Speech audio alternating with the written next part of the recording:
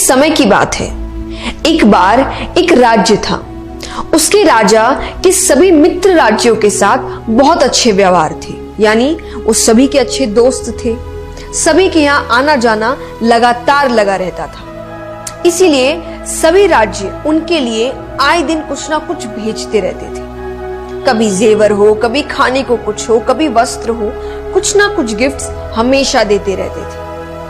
एक दिन उनके दरबार में एक विदेशी मेहमान आया और उसने जाते समय राजा की मेहमान नवाजी से खुश होकर राजा को एक पत्थर उपहार दिया, यानी गिफ्ट किया। राजा को वो पत्थर बहुत ही अच्छा लगा। उसने उस पत्थर की भगवान की मूर्ति बनाने का हुक्म दिया अपने मंत्री को। राजा उस मूर्ति को अपने राज मंदिर में लगवाना चाहते थे। राजा की अनुमति पाकर, परमिशन लेकर मंत्री एक कारीगर के पास जाता है। उसको पत्थर देकर कहता है कि इसकी एक अच्छी सी मूर्ति बनवा दो। ये काम 10 दिन के अंदर हो जाना चाहिए। इसके बदले तुमको जो चाहिए वो मिलेगा और साथ ही साथ 100 सोने की मोहरें दी जाएगी। ये सुनकर कारीगर बहुत खुश हो जाता है। उसने अपनी सभी वस्तुओं को लेकर काम शुरू कर दिया। अब वो उस पत्थर को तोड़ने लगा, जिससे वो उसकी अच्छी सी मूर्ति बना सके। कई बार चोट मारने पर भी वो पत्थर नहीं टूटा। उसने उस पत्थर पर लगभग 50 चोट मारे। करता रहा पर वो पत्थर टूट नहीं रहा। अंत में एक चोट मारकर वो कहता है, अब ये काम मुझसे नहीं होगा। अरे जब इतनी चोट खाने पर भी ये पत्थर नहीं टूटा तो अब क्या खाक टूटेगा। वो उस पत्थर को वापस मंत्री को दे देता है और कहता है इसकी मूर्ति नहीं बन सकती। लेकिन मंत्री को तो किसी भी हाल में मूर्ति बनवानी थी, राजा का हुक्म जो था। मंत्री उस पत्थर को लेकर दूसरे एक साधारण कारीगर के पास जाता है। जैसे ही उस कारीगर ने एक चोट मारी और वो पत्थर टूट गया तो वो उसकी मूर्ति बनाने लगा।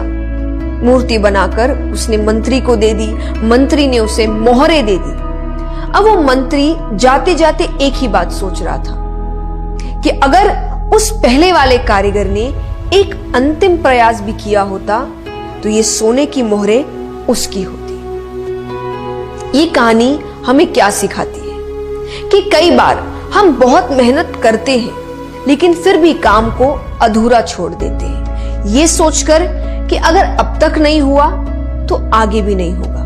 ये शायद मेरे लिए है ही नहीं, मेरी किस्मत में ही नहीं है, मुझसे होगा ही नहीं।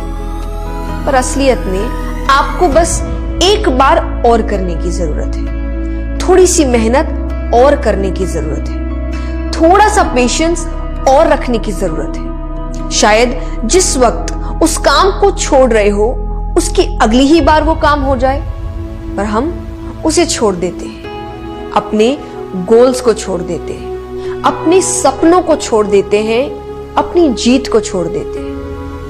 आपको पता है थॉमस एडिसन ने लाइट बल्ब सक्सेसफुली बनाने से पहले 9,999 टाइम्स अनसक्सेसफुल अटेम्प्ट्स करे।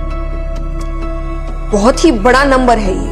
फिर भी जब वो सक्सेसफुल रहे और उनसे पूछा गया कि इतनी बार हारने पर भी वो मायूस नहीं हुए, उन्होंने हार नहीं मानी, अपना काम नहीं छोड़ा, तो उन्होंने एक ही जवाब दिया कि मुझे उन अनसक्सेसफुल अटेम्प्ट से पता चला कि इतने तरीके हैं जिनसे मुझे सफलता नहीं मिलेगी, तो मुझे इन्हें दोहराना नहीं है। तो मेरे लिए ये अनसक्सेसफुल अटेम्प्ट्स नहीं थे या मेरी हार नहीं थी, ये मुझे सही चीज सिखाने का तरीका था।